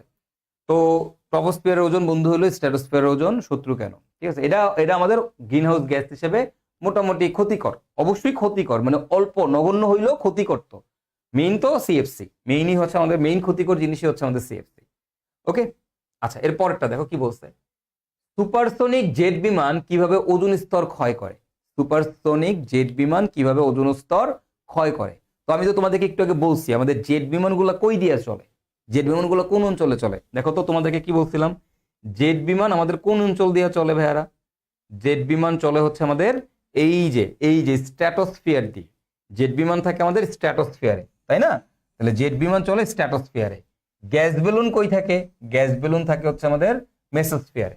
তো জেট বেলুন গুলা থাকে আমাদের কোথায়? জেট বেলুন থাকে আমাদের স্ট্র্যাটোস্ফিয়ারে। তাহলে স্ট্র্যাটোস্ফিয়ারে কি আছে? ওজোন লেয়ার আছে। তো এই জেট বিমান যখন চলে তখন তার মানে সে প্রচুর পরিমাণে অ্যানো নির্গত করে। সুপারসনিক জেট বিমান কি নির্গত করে বলতো? অ্যানো নির্গত করে। তো যেহেতু অ্যানো নির্গত হয়, তখন এই অ্যানোটা গিয়ে, যেহেতু এটা ওজোন স্তর দিয়ে চলাচল করতেছে, ওজনের সাথে বিক্রিয়া করে NO2 আর অক্সিজেন উৎপন্ন করে। এবং তোমরা একটা জিনিস জানো যে ওজোন স্তর নিজে নিজেই কিন্তু ইউভি রে শোষণ করে, ইউভি এ কে শোষণ করে কি উৎপন্ন করে? অক্সিজেন, আর এই অক্সিজেন ফ্রি রেডিক্যাল উৎপন্ন করে, তাই না? এই যে NO2 আছে, এই NO2 সেই অক্সিজেন ফ্রি রেডিক্যালকে গ্রহণ করে। এটা কিন্তু এমনিতে ওজোন লেয়ারে সবসময় হইতেছে, এই বিক্রিয়া কিন্তু ওজোন লেয়ারে মানে কন্টিনিউয়াসলি এই বিক্রিয়াটা হইতেছে। এভাবেই তো সে ইউভিএ কে শোষণ করে, তাই না? তো আমাদের কি হচ্ছে, এই যে NO2 বস আছে, এই NO2 করে কি, এই যে অক্সিজেন আছে, অক্সিজেন ফ্রি রেডিক্যাল এটার সাথে যুক্ত হয়ে আবার দুই অণু NO উৎপন্ন করে। এখন তুই দেখ ব্যাপারটা কি হয়ে গেল, ব্যাপারটা আবার কি উৎপন্ন করে? NO উৎপন্ন করে, NO আর অক্সিজেন, সরি, আবার কি উৎপন্ন করে? আবার উৎপন্ন করে NO প্লাস অক্সিজেন, আবার NO প্লাস অক্সিজেন। এন্ড কি হলো? যেই লাউ সেই কদু। এই যে NO যে একবার ঢুকলো ওজোন লেয়ারের মধ্যে, ওই NO কি হলো দেখো, আবার লেফট ওভার হিসেবে কি আছে? NOই আছে। তাহলে NO কি করবে? আবার রিপিট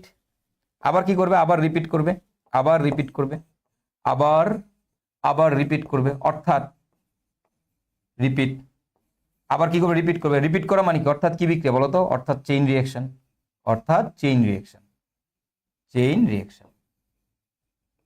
বুঝলা? চেইন রিঅ্যাকশন হবে। সো বেসিক্যালি এটাই হচ্ছে কাহিনী, যে আবার চেইন রিঅ্যাকশন শুরু করে দিবে। তো যেহেতু এই চেইন রিঅ্যাকশন করতেছে, তাহলে কি হবে? ওজোনের স্তর ক্ষয় হয়ে যাবে, ওজোনের মধ্যে একটা গহ্বর তৈরি হবে, শূন্যস্থান তৈরি হবে, ফাঁকা জায়গা তৈরি হবে। তো এই জন্য জেট বিমান, সুপারসনিক জেট বিমান ওজোন স্তর কি করে? ক্ষয় করে, ওজোন স্তর ক্ষয় করে। ঠিক আছে, আরেকটা জিনিস কি বলতে পারবা, যে আমরা যে মাঝে মাঝে দেখি না যে ওই যে, এটা তোমরা এখন অ্যান্সার দিতে পারবা, দেখবা যে আকাশের মধ্যে মনে হবে যে রকেট গেলে বা এই সুপারসনিক জেট বিমান টেট বিমান গেলে দেখবা কি হয়, আকাশের মধ্যে একটা ওই যে দেখবে এরকম একটা সাদা দাগ পড়ে থাকে না? সাদা একটা দাগ পড়ে থাকে। এটা কেন তৈরি হয়? বুঝলে তো চিন্তা করে বের করতে পারো কিনা এটা কেন তৈরি হয়? ওকে, তো আমাদের বেসিক কিছু আলোচনা আমরা করলাম যে আমাদের এই পরিবেশ রসায়নের অংশ বা এই অংশটুকু থেকে। তোমরা এখানে একটা জিনিস পড়বা, সিএফসি কিভাবে ওজোন স্তরকে ক্ষয় করে। This is very important. আমি কিছু বিক্রিয়া আছে এই চ্যাপ্টারের জন্য বেশ ইম্পর্টেন্ট কিছু বিক্রিয়া, যেগুলো আমি প্র্যাকটিস শিটে তোমাদেরকে দিয়ে দিব। ঠিক আছে, কিছু বেশ ইম্পর্টেন্ট বিক্রিয়া আছে যেগুলো তোমাদের পরিবেশ শোষণের প্র্যাকটিস শিটে দিয়ে দিব। ওগুলো থেকেই বইয়েটে আসবে, যদি আসে ওগুলো থেকেই আসবে, বাইরে থেকে আসবে না। ওকে, তো চলো আমরা শুরু করি, আমাদের তার পরেরটাতে যাই। তো মোটামুটি আমরা পরিবেশ রসায়নের প্রথম অংশটুকু থেকে কিছু ইনফরমেটিভ জিনিস ছিল, পুরোটাই ইনফরমেটিভ। এটা পুরোটাই হচ্ছে আমাদের মানে কিসের জন্য, পুরোটাই হচ্ছে আমাদের বেসিক্যালি ভার্সিটির জন্য, টুকটাক মেডিকেলের জন্য ইম্পর্টেন্ট, বাট বুয়েটেও আসতে পারে টাইপের। ঠিক আছে, আমরা এই পরিবেশ রসায়নের বেসিক ইনফরমেটিভ জিনিসগুলো দেখলাম। এবার আমরা আমাদের গ্যাসের সূত্র নিয়ে আলোচনা করব। এখন গ্যাসের সূত্র নিয়ে আলোচনা করতে গেলেই আমাদের সর্বপ্রথম দুইটা জিনিস নিয়ে আলোচনা করতে হয়। একটা হচ্ছে আমাদের গ্যাসের আয়তন বলতে কি বোঝায়, আর একটা হচ্ছে আমাদের গ্যাসের চাপ বলতে কি বোঝায়। দুইটা জিনিস, একটা কি গ্যাসের আয়তন, আরেকটা কি বলতো গ্যাসের চাপ। তবে গ্যাসের আয়তন বলতে আমরা কি জানি বলতো, তোমরা সবাই জানো গ্যাসের আয়তন মানে কি। গ্যাসের আয়তন মানে হচ্ছে আমার পাত্রের আয়তন, তাই না? গ্যাসের আয়তন মানে কি, পাত্রের আয়তন, ইজন্ট ইট? আমাকে যদি বলা হয় একটা গ্যাসের আয়তন মানে কি, একটা গ্যাসের আয়তন মানেই হচ্ছে তার পাত্রের আয়তন। একটা গ্যাসের আয়তন মানেই হচ্ছে তার পাত্রের আয়তন। বুঝলা? গ্যাসের আয়তন মানে কি, পাত্রের আয়তন। এই কনসেপ্ট ভুল। গ্যাসের আয়তন মানে পাত্রের আয়তন না। গ্যাসের আয়তন মানে কি জানো? গ্যাসের আয়তন মানে হচ্ছে মুক্ত সঞ্চালনের পথ। যদি তোমাকে বলা হয় একটা গ্যাসের আয়তন বলতে কি বোঝায়, এটা বলতে বোঝায় মুক্ত সঞ্চালনের পথ। একটা গ্যাস ফ্রিলি যেই অংশ দিয়ে মুভমেন্ট করতে পারবে, একটা গ্যাস ফ্রিলি যেই অংশ দিয়ে মুভমেন্ট করতে পারবে, সেটাকে আমরা বলবো আমাদের গ্যাসের আয়তন। ক্লিয়ার? সেটাকে আমরা কি বলবো, গ্যাসের আয়তন। তাহলে গ্যাসের আয়তন মানে কি, গ্যাসের আয়তন মানে হচ্ছে মুক্ত সঞ্চালনের পথ। অর্থাৎ একটা গ্যাস ফ্রিলি যেই মুভমেন্টটা করতে পারবে সেটাকেই আমরা বলি মুক্ত সঞ্চালনের, মানে সেটাকে আমরা বলি গ্যাসের আয়তন। তাহলে খালি পাত্রের আয়তনই গ্যাসের আয়তন না, পাত্রের আয়তনই গ্যাসের আয়তন না, মুক্তভাবে চলাচল করার জন্য গ্যাসের জন্য যতটুকু ফ্রি স্পেস থাকবে সেটাই হচ্ছে গ্যাসের আয়তন। ক্লিয়ার? ওকে, এবার আসো গ্যাসের চাপ। গ্যাসের চাপ বলতে কি হয়, কি বোঝায়? গ্যাসের চাপ বলতে বোঝায় একটা গ্যাস, এখানে মনে করো কিছু গ্যাস আছে, এখানে আমাদের কি আছে, গ্যাস আছে, গ্যাস আছে, এই যে gas gas gas gas gas gas আছে। তো গ্যাসের চাপ বলতে বোঝায় গ্যাসগুলো পাত্রের গায়ে যে চাপ দেয়, গ্যাস পাত্রের গায়ে যেই চাপ দেয় সেটাকে বলা হয় গ্যাসের চাপ। এইটা হচ্ছে আমাদের গ্যাসের চাপ। গ্যাস পাত্রের গায়ে যেই চাপ দিবে সেটাকে আমরা বলবো গ্যাসের চাপ। ঠিক আছে, পাত্র থেকে যেই চাপ দিতেছি এটা না, গ্যাস যেই চাপ দিতেছে ওইটা হচ্ছে গ্যাসের চাপ। মানে আমি চাপ দিতেছি না, ওইটা গ্যাসের চাপ না। গ্যাসের চাপ হচ্ছে গ্যাস যেই চাপ দিতেছে সেইটা হচ্ছে গ্যাসের চাপ। ঠিক আছে, তাহলে এই দুইটা মিসকনসেপশন, ছোট ছোট মিসকনসেপশন একটু ক্লিয়ার করে রাখলাম। আসো তাহলে এবার এখন আমরা দেখবো আমাদের এসটিপি বা এনটিপি কি, এসটিপি কি, আরটিপি কি। ঠিক আছে, তো একটা জিনিস আগে একটু সবার আগে ক্লিয়ার করে নেই, সেটা হচ্ছে ভাইয়া এসটিপি আর এনটিপি সেম জিনিস না। এসটিপি আর এনটিপি ডিফারেন্ট। তুমি পৃথিবীর যে কোনো বই ঘাটো, যে কোনো রাইটারের জিনিস দেখো, তুমি দেখবা এসটিপি একটা, এনটিপি আলাদা আরেকটা। কিন্তু কিন্তু আমাদের সিলেবাসে যেই বইগুলো আছে, আমাদের বইগুলোতে এসটিপি এবং এনটিপি কে সেম ধরে করছে। তো দ্যাটস ওয়াই এসটিপি এবং এনটিপি কে আমরাও সেম ধরে কাজ করব। যেহেতু আমাদের বইয়ের মধ্যে, ঠিক আছে, যেহেতু আমাদের বইয়ের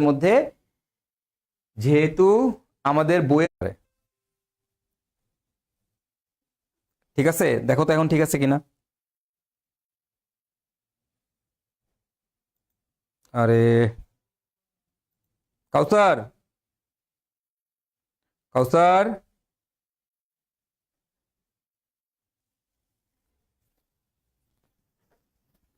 নেট নেট নেটের অবস্থা খারাপ।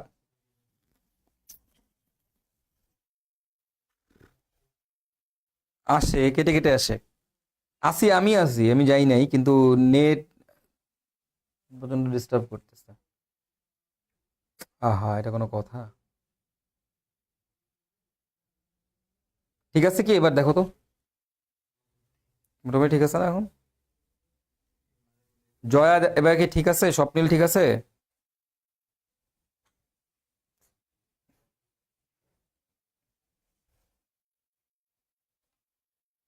ঠিক আছে কি এবার দেখো তো, একটু কমেন্ট করে জানাও যে ঠিক মতো দেখতে পাচ্ছ কিনা, দেখা যাচ্ছে কিনা।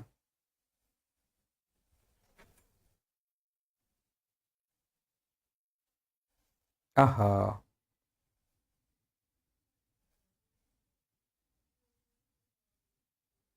ঠিক আছে ভাই, ওকে, ঠিক আছে। আচ্ছা, তো দেখো খেয়াল করো, যেটা বলতেছিলাম, এসটিপি তে তাপমাত্রা 0°C, চাপ কত 1 অ্যাটমসফিয়ার বা 101325 প্যাসকেল। আর আয়তন কত? আয়তন হচ্ছে আমাদের 22.4 লিটার, 22.4 লিটার। আর standard ambient temperature and pressure মানে এসএটিপি, এসএটিপি তে আমাদের আমাদের তাপমাত্রা কত ডিগ্রি বলো তো? 25°C। আমাদের প্রেসার কত অ্যাটমসফিয়ার? তোমরাই বলো তো ভাই।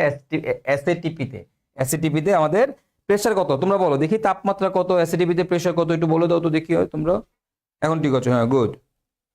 বলো এসএটিপি তে টেম্পারেচার কত, চাপ কত, প্রেসার কত? বল, ঠিক আছে কি?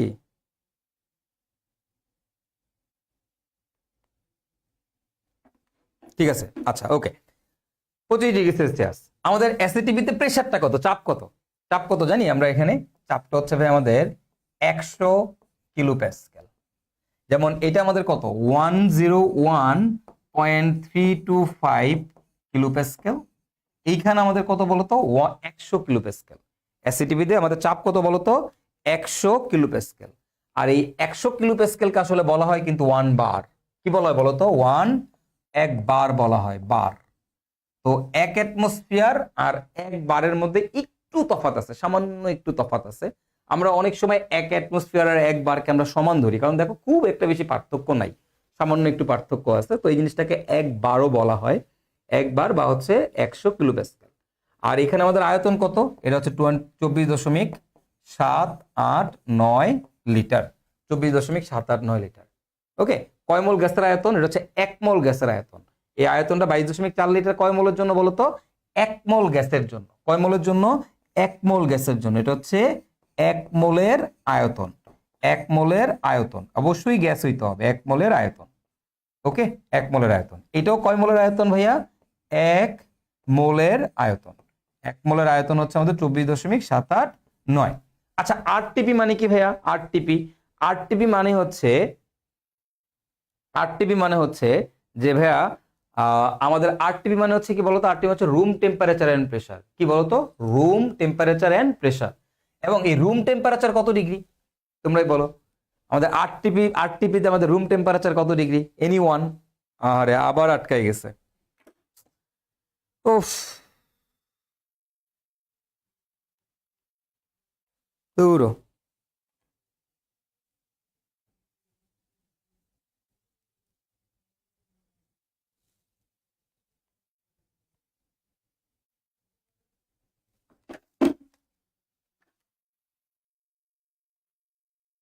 ঠিক আছে কি? আচ্ছা, ঠিক আছে। এবার আরটিপি, আরটিপি মানে কত? টেম্পারেচার কত ডিগ্রি ভাই বলো তো? আরটিপিতে টেম্পারেচার মানে হচ্ছে 25°C। আচ্ছা, তাহলে ভাই আবার প্রেসার কত? প্রেসার হচ্ছে ভাই 1 অ্যাটমসফিয়ার, 1 অ্যাটমসফিয়ার। ভাই আয়তন কত? আয়তন হচ্ছে 24.47 লিটার। কয় মোলের আয়তন? 1 মোলের আয়তন। 1 মোলের আয়তন। 1 মোলের আয়তন কত? আয়তন 24.47 লিটার। এখন এই আয়তনগুলো কিভাবে বের করে? এগুলা বের করে কোন ফর্মুলা দিয়ে? বা পিভি ইকুয়াল টু এনআরটি দিয়ে। PV equal to NRT. তাহলে আমাদের ভি ইকুয়াল টু কি হবে বলতো? NRT by P. তাহলে আমার কয় মোলের জন্য? সুতরাং 1 মোলের জন্য